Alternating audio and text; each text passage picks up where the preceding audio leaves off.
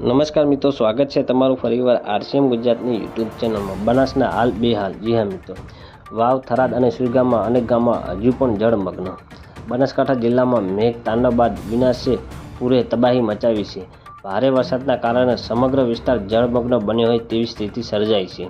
બનાસકાંઠાના અનેક વિસ્તારોમાં વરસાદી પાણી છેલ્લા 3-4 દિવસથી તબાહી વેરી છે કે અહીં લોકો હાલત જોઈને આંખોમાં પાણી આવી જાય તેવી પરિસ્થિતિ છે। જી હા મિત્રો, સુઈગાના ગામના કોઈ પણ વાવના થરાદની ચારે બાજુ મેઘે તાંડવ કર્યું છે। જી હા મિત્રો, વાત કરીએ તો જેથી જ્યાં સુધી નજર પહોંચે ત્યાં સુધી પાણી જ જોવા મળે છે।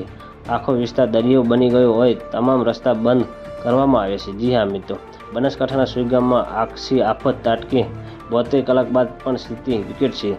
આકાશમાં ચોખ્ખા થઈ ગયા એક વાદળું હવે નથી, પરંતુ 3 દિવસથી ભારે વરસાદને પાણી લોકોની સમસ્યા જરા પણ હળવી કરી નથી। જી હા મિત્રો, સુઈગામના અનેક ગામોમાં જળમગ્ન છે।